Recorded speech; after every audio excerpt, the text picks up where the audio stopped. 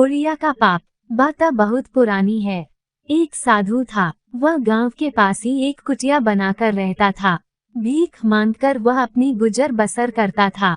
भीख के लिए वह हर दिन गांव में आता जाता रहता था। उसे भीख में जो कुछ भी मिलता, उसमें से दोपहर में थोड़ा खा लेता था और बाकी बचाकर रात के भोजन के लिए रख लेता था। उसी बचे हुए में से कुटिया पर आने जाने वाले मुसाफिरों को भी खिला देता था। गांव में एक बुढ़िया थी। उसकी एक ही बेटा था। वह दूर किसी शहर में नौकरी करता था और वहीं रहता था। एक दिन भीख मांगते हुए साधु बुढ़िया के पास पहुंचा। बुढ़िया को जब तब साधु महाराज को भीख देना अच्छा नहीं लगता था। वो उससे जान छुड़ाना चाहती थी। बुढ़िया ने साधु से पिंड छुड़ाने के लिए उनकी भीख में किसी प्रकार का जहर मिला दिया। साधु महाराज को कुछ भी पता नहीं था। बुढ़िया द्वारा दी गई भीख की रोटी को भी उन्होंने अन्य भिक्षा सामग्रियों के साथ ही मिला दिया। भीख की झोली लिए साधु अपनी कुटिया पर आ गया।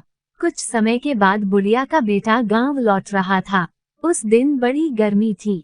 गांव लौटने के क्रम में रात हो गई तो वह साधु महाराज की कुटिया पर रुक गया। वह बुरी तरह थक गया था। उसे जोर से भूख और प्यास भी लगी हुई थी। साधु ने उसे भोजन परोसकर प्रेम से खिलाया। भोजन में परोसी गई सामग्री के साथ बुढ़िया की दी हुई रोटी भी थी। खा पीकर बुढ़िया का बेटा सो गया। वह सुबह सवेरे जल्दी उठा और अपने घर आ गया। घर पहुंचने के कुछ समय बाद उसके माथे में चक्कर आने लगा। उसे लगातार वमन हुआ और वह मर गया।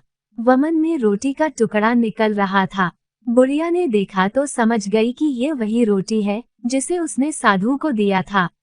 वह छाती पीट पीट कर रोने लगी और पश्चाताप करने लगी। उसने जहर वाली रोटी देकर साधु के साथ जघन्य पाप किया था। आज उस पाप का फल उसे स्वयं ही मिल गया। वही पाप उसके बेटे को खा गया।